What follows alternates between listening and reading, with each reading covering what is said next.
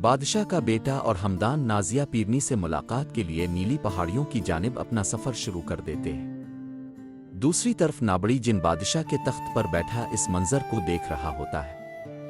وہ فوراً اپنے ایک کماندار کو حکم دیتا ہے کہ وہ ایک فوجی دستے کے ساتھ تبریز کی جانب چلا جائے اور بادشاہ کے بیٹے اور اس کے ساتھی کو ختم کر دے۔ بادشاہ کا بیٹا اور ہمدان جو کہ نیلی پہاڑیوں کی جانب جا رہے تھے، سفر کرتے کرتے شام کا وقت پہنچا۔ وہ دونوں تبریز سے 100 میل دور ایک گاؤں میں رات گزارنے کا سوچتے ہیں۔ وہ گاؤں میں پہنچ کر ایک گھر پر دستک دیتے ہیں۔ ایک بزرگ شخص دروازہ کھولتا ہے اور وہ دونوں اس کو بتاتے ہیں کہ ہم مسافر ہیں اور رات کا ایک پہر اس گاؤں میں گزارنا چاہتے ہیں۔ بزرگ شخص ان کو گھر میں داخل کرتا ہے اور وہ ان کے لیے رات کے کھانے اور بستر کا انتظام کرتا ہے۔ بزرگ شخص ان کی خدمت میں کھانا پیش کرتا ہے اور وہ کھانا کھانا شروع کر دیتے ہیں۔ کھانے کے دوران ہمدان بزرگ آدمی سے پوچھتا ہے کہ اے بزرگ آدمی، کیا آپ اس گھر میں اکیلے ہی رہتے ہیں؟ بزرگ آدمی پہلے خاموش رہتا ہے، لیکن اس کی آنکھوں سے آنسو نکل آتے ہیں اور وہ کہتا ہے کہ میرا ایک ہستہ بستہ خاندان تھا، لیکن رنگو دیو کی وجہ سے میرے خاندان کا ہر فرد مجھ سے چھن گیا۔ بادشاہ کا بیٹا تجسس سے پوچھتا ہے کہ یہ رنگو دیو کون ہے؟ بزرگ بتاتا ہے کہ اس گاؤں کے قریب ایک خوفناک پہاڑی ہے جس کی ایک غار میں رنگو دیو رہتا ہے۔ وہ ایک بہت ہی خونخوار دیو ہے اور وہ اپنی بھوک مٹانے کے لیے پہاڑی کے قریب والے گاؤں میں حملہ کرتا ہے۔ بزرگ بتاتا ہے کہ رنگو دیو ہر ماہ بعد سب گاؤں پر حملہ کرتا ہے اور ہزاروں کی تعداد میں لوگوں کو قید کر کے اپنے ساتھ اس غار میں لے جاتا ہے۔ جو بھی اس غار میں ایک دفعہ چلا گیا وہ دوبارہ کبھی واپس نہیں آیا اور نہ ہی اس کا کبھی کوئی نام و نشان ملا ہے۔ بادشاہ کا بیٹا کہتا ہے کہ کیا آپ لوگوں نے اس کے خلاف لڑنے کی ہمت نہیں کی؟ اس پر بزرگ آدمی کہتا ہے کہ وہ بہت ہی خنخر اور طاقتور دیو ہے جس کا مقابلہ کرنے میں کسی میں بھی ہمت نہیں ہے، اس لیے آج تک کوئی بھی اس کے خلاف نہیں کھڑا ہوا۔ بادشاہ کا بیٹا اور ہمدان بزرگ آدمی کو تسلی دیتے ہیں کہ وہ اس رنگو دیو کو ختم کریں گے تاکہ آئندہ سے اس گاؤں سے رنگو دیو کا خوف اور ڈر ختم ہو جائے۔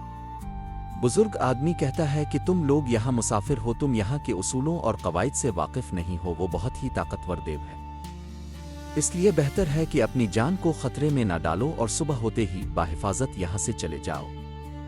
بادشاہ کا بیٹا کہتا ہے کہ ہمارا سامنا پہلے بھی اس جیسے کئی دیو سے ہو چکا ہے، اس لیے آپ کو گھبرانے کی ضرورت نہیں، آپ بس ہمیں اس پہاڑی کا پتہ بتا دیں۔ بادشاہ کے بیٹے اور ہمدان کے بار بار اصرار کی وجہ سے بزرگ آدمی ان کی بات مان لیتا ہے اور ان کو اس خونخوار پہاڑی تک پہنچنے کا راستہ بتا دیتا ہے۔ صبح ہوتے ہی بادشاہ کا بیٹا اور ہمدان بزرگ سے اجازت لیتے ہیں اور اس سے کیے ہوئے وعدے کو پورا کرنے کے لیے گاؤں کے قریب والی پہاڑی کی طرف اپنا رخ کرتے ہیں۔ کچھ ہی دیر میں وہ اس پہاڑی تک پہنچ جاتے ہیں۔ وہاں پہنچ کر وہ اس غار کی طرف دیکھتے ہیں جس میں رنگو دیو رہتا ہے۔ وہ خاموشی سے اس غار تک پہنچتے ہیں تاکہ رنگو دیو کو کچھ شک نہ ہو۔ غار میں داخل ہو کر وہ دیکھتے ہیں کہ رنگو دیو زمین پر لیٹا سو رہا ہے۔ بہت سے لوگ اس کے پاس قید تھے اور وہ سب کے سب گھبرائے ہوئے نظر آ رہے تھے۔ بادشاہ کا بیٹا رنگو دیو کے پاس جا کر اس کو پکارتا ہے۔ رنگو دیو اپنا نام سن کر اٹھ جاتا ہے اور کہتا ہے کہ کس کی اتنی ہمت کہ وہ مجھ کو میرے نام سے پکارے۔ یہ کہتے ہی وہ ہمدان کو اپنے ہاتھ میں پکڑ لیتا ہے اور زور سے دبوچنا شروع کر دیتا ہے۔ بادشاہ کا بیٹا فوراً غار والے بزرگ کی دی ہوئی تلوار نکالتا ہے اور اس کی ٹانگ پر زور سے وار کرتا ہے۔ حملے کی وجہ سے رنگو دیو ہمدان کو فوراً چھوڑ دیتا ہے اور بادشاہ کے بیٹے پر حملہ کرتا ہے۔ بادشاہ کا بیٹا اس کے حملے سے خود کو محفوظ کرتا ہے اور اس کے بازو پر تلوار کی زوردار ضرب لگاتا ہے۔ رنگو دیو زخمی ہونے کی وجہ سے زمین پر گر جاتا ہے اور بادشاہ کا بیٹا موقع دیکھتے ہی اس کی گردن کو سر سے جدا کرنے ہی لگتا ہے کہ رنگو دیو چلا اٹھتا ہے کہ رک جاؤ۔ اس کی چیخ سن کر بادشاہ کا بیٹا رک جاتا ہے۔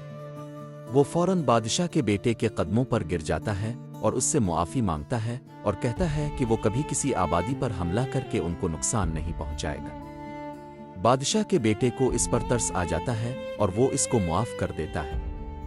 بادشاہ کے بیٹے کی رحم دلی سے وہ بہت متاثر ہوتا ہے اور اس کو ایک انگوٹھی دیتا ہے اور بولتا ہے کہ जब भी इसको मुसीबत में ज़रूरत पड़े तो वो फ़ौरन इस अंगूठी को पकड़कर मेरा नाम ले, मैं इसी वक्त वही हाजिर हो जाऊंगा। इसके बाद वो कैद किए हुए लोगों को अपने साथ लेकर गांव की तरफ रवाना हो जाते हैं। बुजुर्ग आदमी अपना खानदान दोबारा देखकर बहुत खुश होता है। इसके बाद वो हमदान और बादशाह के बेटे का शुक्रिया अदा करता है और उनको गले लगा लेता है। अगर आपको ये कहानी अच्छी लगी है तो वीडियो को लाइक और चैनल को सब्सक्राइब ज़रूर करें और अपने दोस्तों तक भी इस कहानी को पहुंचाएं ताकि हमें अपनी मेहनत का फल नज़र आ सके।